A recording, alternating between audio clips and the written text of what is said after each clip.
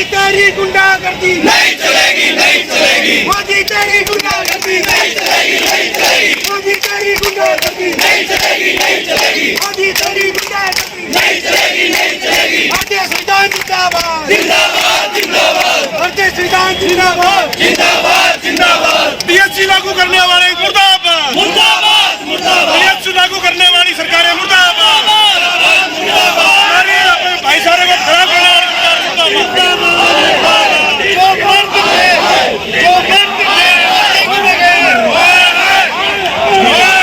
वर्गीकरण नहीं चलेगा।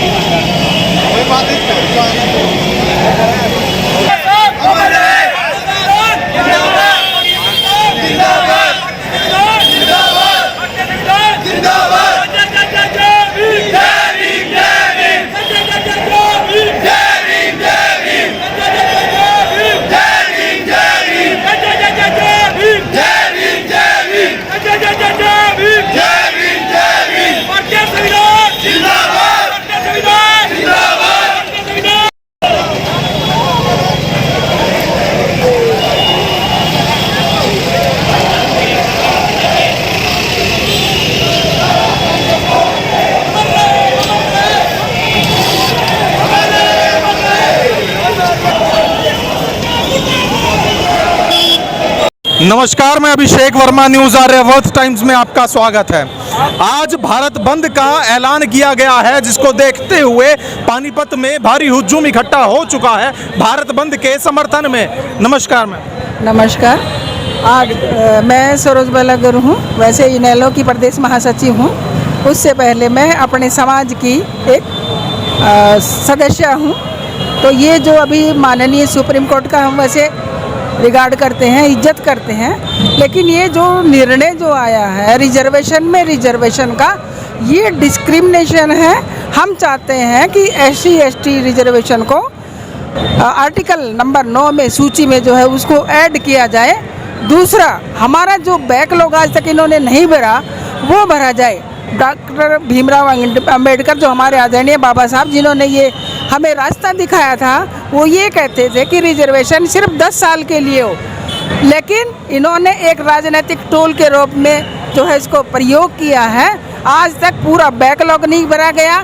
जो बच्चों के सुविधाएं होनी चाहिए वो कम की जा रही है, क्योंकि ये जो बीजेपी गवर्नमेंट है ये सिर्फ ऑनलाइन, ये डाटा, ये परफॉर्मा या मिसमैच, जिसकी वजह से हमारे बच्चों की जो एजुकेशन है वो भी सफ़र कर रही है।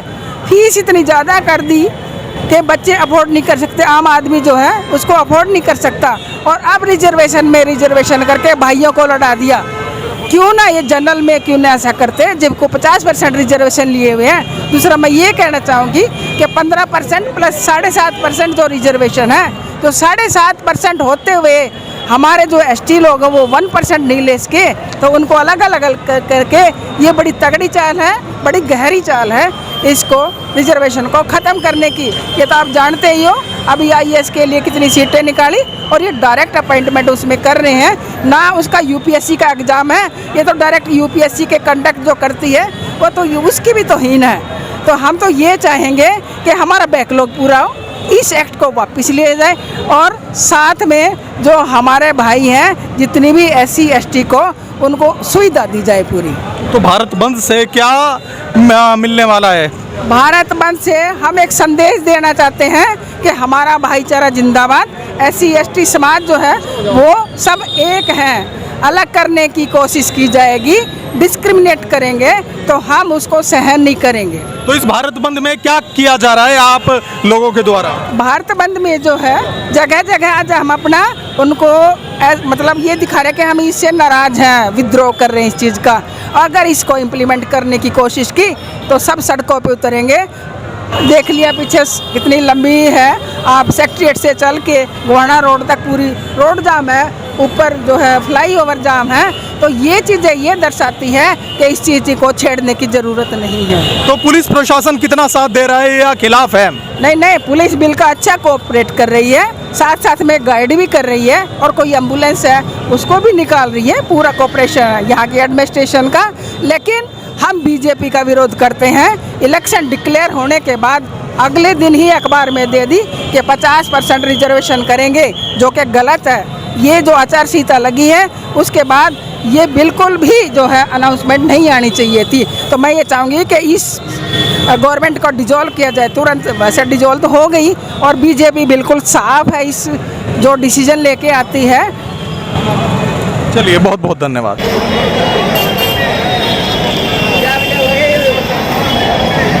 बाबा साहब, बाबा साहब, बाबा साहब, बाबा साहब, गुरुविदास शक्ति, गुरुविदास शक्ति,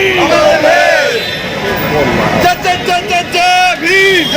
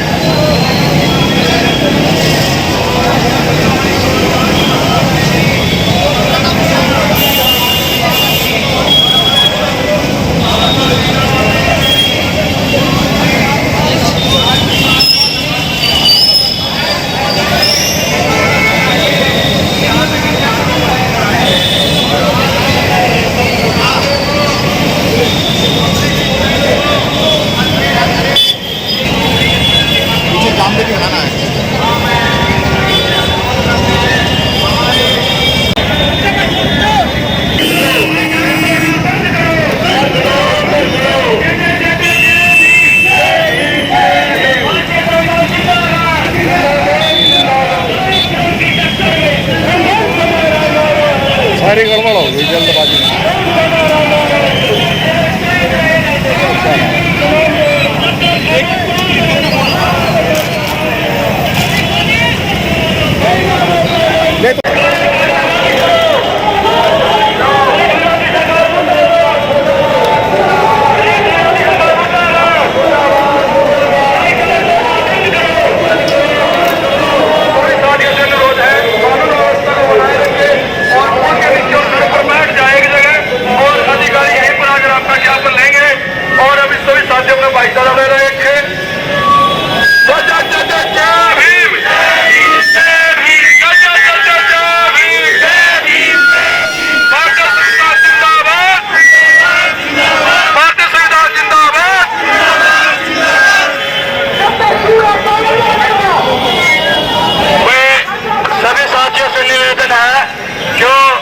यहीं पर बैठ जाए, जिसको जहाँ जगह मिले ना वहीं पर बैठ जाए, और कोई भी साथी इधर उधर न जाए, कोई भी साथी इधर उधर न जाए। सभी साथी एक जगह मिनी सेक्टर के सामने बिल्कुल यहीं पर बैठेंगे और यहीं से अपना आंदोलन जारी रखेंगे।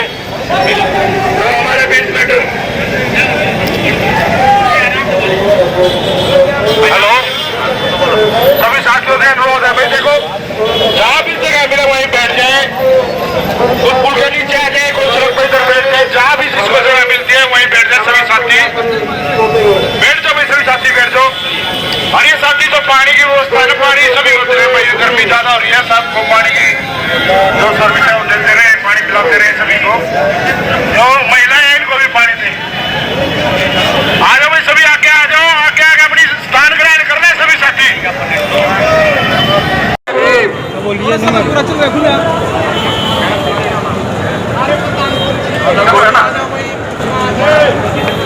भाइयों जय भीम, जय भीम, जय भीम।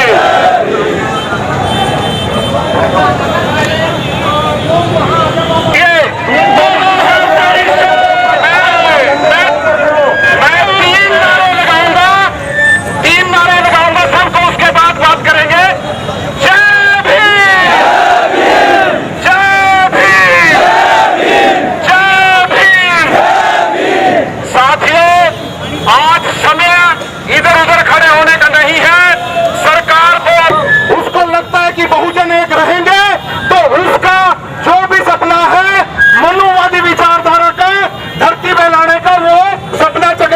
जाएगा। अगर जितने भी मेरे बुजुर्ग साथी बहनें माताएं यहाँ खड़ी हैं जो ये सपना लेके आई है कि हमने मोदी सरकार की ईंट से ईंट बजानी है, और जिन साथियों को, जिन परिवारों को हमसे काटा गया, जिनको हमसे दूर किया गया, ये फैसला देके किसी को भी ऐसी बात नहीं करनी है कि हमारा समाज टूटे। साहब कांसीराम जी की बात याद रखो, उन्होंने सारी जातियों को पीछे करके नाम लिया था बहुजन। बहुजन था तो बहुजन जब तक थे तब तक आपने यूपी को राज किया, आपने सारी जगह राज किया, और बहुजन रहोगे तो तुम देश पे राज करोगे। ये नहीं चाहते कि बहुजन एक रहे, इनका सिर्फ एक एजेंडा है कि बहुजन को तोड़ो।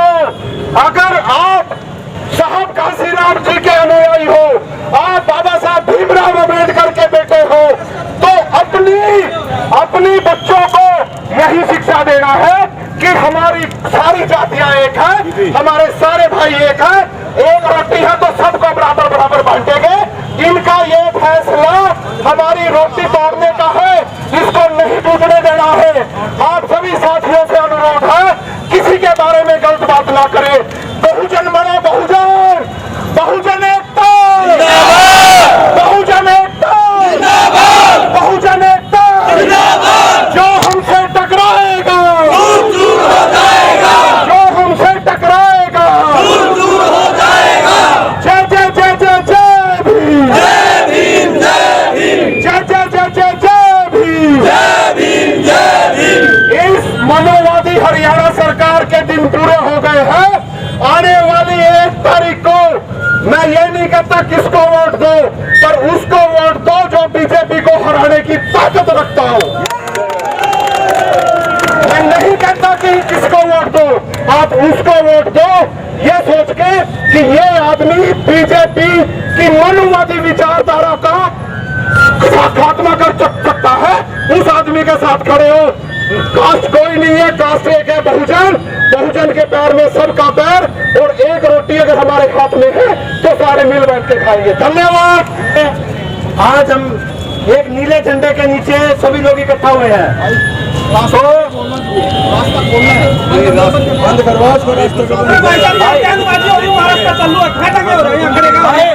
मैं सभी साथियों से रिक्वेस्ट करूंगा ये रास्ता बंद करवाने सभी वो रोड पे बैठ जाए भाई, हमारा कोई फायदा नहीं है भाई, यानी कोई फायदा नहीं है। ये रास्ता बंद करो, जब तक डीसी साहब ज्ञापन नहीं देंगे रास्ता नहीं खुलेगा। सभी रास्ता बंद कर ले भाई, जब तक डीसी साहब हमारा ज्ञापन नहीं देते हैं तब तक रास्ता नहीं खुलेगा। हम डीसी साहब के दरबार पे, डीसी साहब को नीचे आना पड़ेगा। तो संबंधित साथियों, दोनों रोड बंद होने चाहिए, एक रोड का दोनों रोड बंद है। जब तक डीसी साहब हमारा ज्ञापन नहीं लेते तब तक हम मानने वाले नहीं है। तो तरीके से साहब जैसे आप रोड, ये जो वही है ज्ञापन का वो रहता है वहाँ नहीं साहब, यहाँ बुलाओ ना, पब्लिक के सर्वेंट है, हम भी पब्लिक के सर्वेंट। रोड बंद करना क्या समाधान है? रोड बंद करना समाधान नहीं है, लेकिन रोड बंद करके हमें अपनी जो हमारी बहुजनों की आवाज है वो प्रशासन तक पहुंचा। प्रशासन की तरफ से कह रहे हैं कि आप डीसी साहब को जाके ज्ञापन दे दीजिए। तो डीसी साहब को जो इतना जन सैलाब आया हुआ है तो डीसी साहब को उठ के यहाँ आना चाहिए, ना कि इतना जन सैलाब डीसी साहब के वहाँ जाएगा। हम सुबेरे के भूखे प्यासे अपनी बात को यहाँ रख रहे हैं मिनी सेक्रेटरीट के सामने। क्या डीसी साहब अपने रूम से निकल कर हमारा विज्ञापन लेने नहीं आ सकते? देखो, बहुत शांतिपूर्ण तरीके से सुबह से किया है। हमारा सिर्फ एक ही रिक्वेस्ट है, एक ही कहना समाज का, डीसी साहब आके हमारा ज्ञापन ले ले, हम अपना आंदोलन यहाँ से चले जाएंगे। नीचे बैठिए, अभी बात करेंगे। बात इसलिए पता क्या खराब हुई है, 1 मिनट पहले मैंने बोला कि आप ऑफिस में जाके ज्ञापन दे के आओ, वो बात के बाद की बातें बताओ ना। एक आदमी बात करो, ये बताओ मेरे से बात कौन करेगा पहले? साहब बात तो देखो ऐसे पहले तो ये बताओ। अभी मेरी बात तो हुई थी। साहब चलिए हम बात करें, मैं बात करूँ। आप एक ही चीज करवा दो, हमारी पूरे समाज का कहना यही है। कन्फर्म है फिर आप भी बात करोगे? किसके? अभी तो मेरे से बात करके आए हैं, मैं बात कर रहा हूँ, इतने में आपने कुछ और ऐलान कर दिया। अगर देखा जाए एक बात को आगे पीछे बहुत जाम की स्थिति देखने को मिल रही है। 2 अप्रैल 2018 को जिस समय रजिस्ट्रेशन यहीं पर खत्म हुआ था, अभी डीसी साहब ने आप मेरे पास आई थे। हाँ जयवंती मैंने बात शोकन करी। हाँ मैं चलो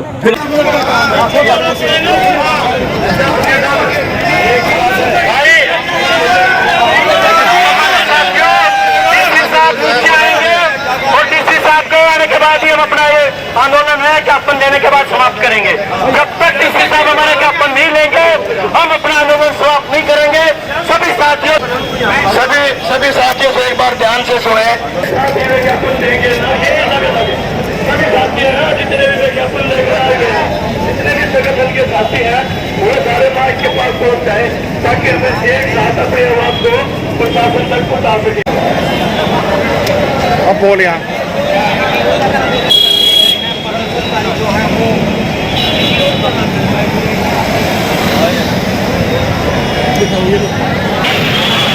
तो यहाँ सचिवालय के सामने दोनों तरफ रोड पर जीटी रोड पर धरना जो प्रदर्शनकारी है वो दे चुके हैं और दोनों तरफ रोड पर जाम लग चुका है। आप देख सकते हैं स्थिति क्या बनी हुई है। हमारे पीछे काफी लोग काफी संख्या में बैठे हुए हैं, इस तरफ भी और रोड के उस तरफ भी, और सामने जो जिन गाड़ियों को मौका मिल रहा है वो यू टर्न लेकर वापिस रास्ता ढूंढ रहे हैं कहीं से भी कि हम निकल जाएं, क्योंकि जाम बहुत ही लंबा लग चुका है।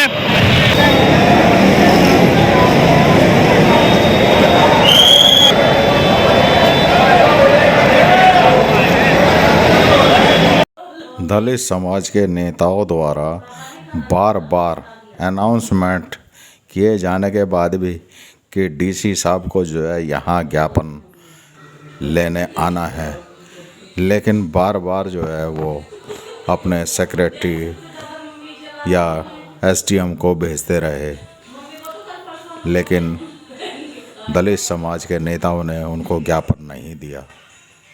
उनकी यही जिद रही कि डीसी साहब को ही ज्ञापन दिया जाएगा, और जिस कारण जीटी रोड 2 घंटे जाम की स्थिति से जूझता रहा। आखिरकार जो वाम सेफ दलित समाज के नेता कह लीजिएगा, अधिकारी कह लीजिएगा, पूर्व सीएमओ पूनिया जी ने आकर डीसी के सचिव को ज्ञापन दिलवाया और इसी के साथ जीटी रोड पर जाम से भी मुक्ति दिलाई। तो सचिवालय के सामने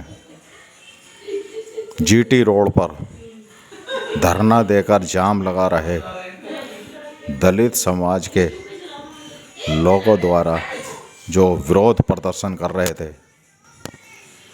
उनकी कवरेज के लिए पुलिस विभाग ने भी पूरी कमर कसी हुई थी और उन्होंने भी ये ड्रोन, पुलिस विभाग द्वारा ड्रोन से कवरेज के लिए टीम बुलाई गई थी, लेकिन यह पुलिस की टीम की समझ में ही नहीं आ रहा था कि ड्रोन कैमरे से जो है वो कैसे कवरेज की जाए और ड्रोन को कैसे उड़ाया जाए ताकि जाम की भी कवरेज हो और प्रदर्शन जो कर रहे थे, धरना दे रहे थे, उनकी भी पूरी उनको कवरेज मिल जाए, एक एक चेहरा नज़र आ जाए। लेकिन उनकी यह टीम नाकाम रही और उनको यह भी नहीं मालूम कि इसको कहाँ उड़ाना है, कहाँ नहीं उड़ाना है। वो सिर्फ ड्रोन को देखते रहे, जबकि मोबाइल कैमरे में कि कहाँ क्या कवरेज होनी है उनको कुछ भी पता नहीं था। ये आप देख रहे हैं कि इनको ये नहीं पता कि भाई कहाँ की कवरेज करनी है, कहाँ की नहीं करनी है, कैसे ड्रोन को उड़ाना है। तो ये सिर्फ इनका ड्रोन कैमरा जो है खिलौना साबित हुआ।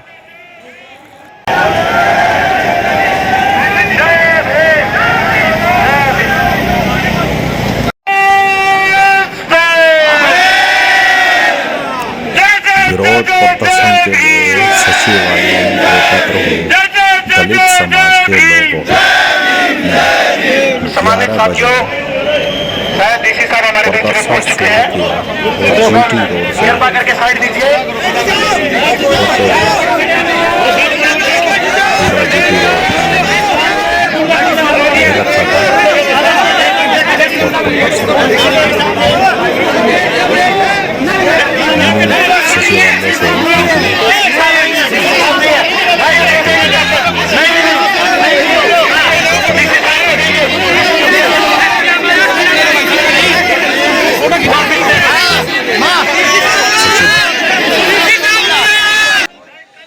उनको ज्ञापन दे रहे हैं।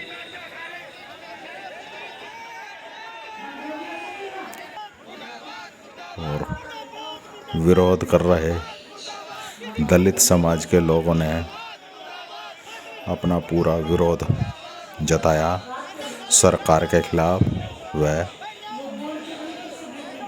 प्रधानमंत्री नरेंद्र मोदी के खिलाफ।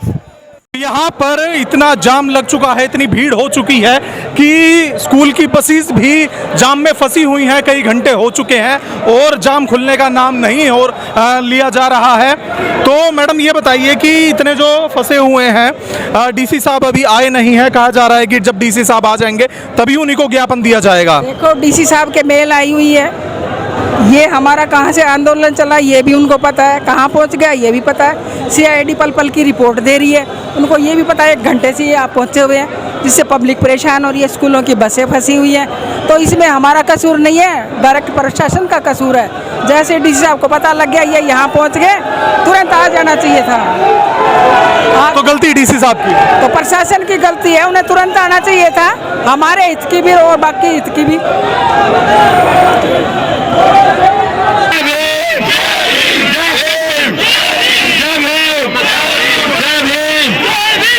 तो सरकार से दिक्कत है या आपको इन्हें कानूनों से दिक्कत है? देखिए, हमें कानूनों से दिक्कत है और सरकार से भी दिक्कत है, क्योंकि सरकार ने पिछले दरवाजे से एडजस्टमेंट करके इसको चेंज किया है, मैनेज करके ये सब चीज किया गया है, और जिसको हमारा समाज सहन करने वाला है नहीं।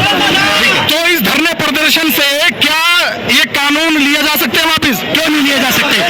जनता के ताकत से बड़ा पीछे परेशान हो रही है, इस साइड भी, इस साइड भी, ये भी तो जनता पीछे स्कूल की बसें, ये वो भी हमारे बच्चे हैं, वो भी हमारे बच्चे हैं, उन्हीं के बच्चे, उन बच्चों के भविष्य के लिए सरकार की है या जनता की है? हम उन बच्चों के भविष्य के लिए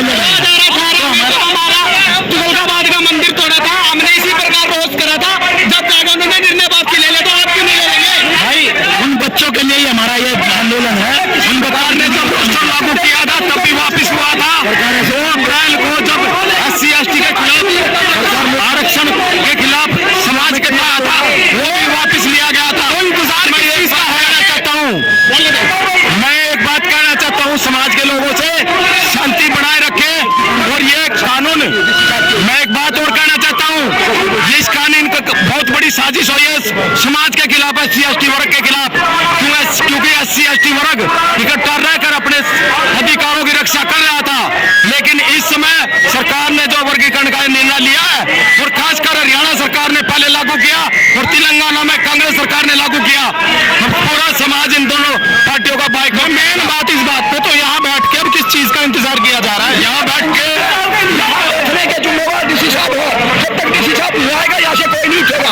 अभी आपने सवाल करा था कि जो बच्चे दुखी हो रहे हैं, लेकिन ये भारत के अंदर जो ऐसी समाज के करोड़ों बच्चे के भविष्य का सवाल है, जो बीजेपी सरकार ने और से मिलकर ये अत्याचार करा है, ये हमारे समाज के बहुजन समाज के पालने का काम किया है। और ये फैसला ऐसा ही लिया है माननीय सुप्रीम कोर्ट का। तेलंगाना के अंदर प्रधानमंत्री मोदी बोला था और उसको ज्ञापन दिया गया था, उससे बोला था वर्गीकरण के लिए, क्योंकि अभी पहले जो ये मामला था ये खत्म हो चुका था, और वो जो मामला जब खत्म हुआ था उसका सिर्फ रेट डालने की सिर्फ 30 दिन का टाइम होता था। ये 2018 में डाला गया, 2006 के बाद। तो साथियों, बहुत बड़ी साजिश है, SC/ST लोगों के खिलाफ बहुत बड़ी साजिश है ये। जब मोदी साहब ने वहां जाके तेलंगाना में भाषण दिया, पूरा प्रशासन, दिल्ली की पूरी बड़ी सरकार इकट्ठी होकर के इसको लागू करने के लिए सारा का सारा प्रशासन शासन इकट्ठा होकर के यह काम किया है। तो मैं आप लोगों से कहना चाहता हूँ, शासन में आओ। अरे कब तक इंतजार करोगे मांगने का?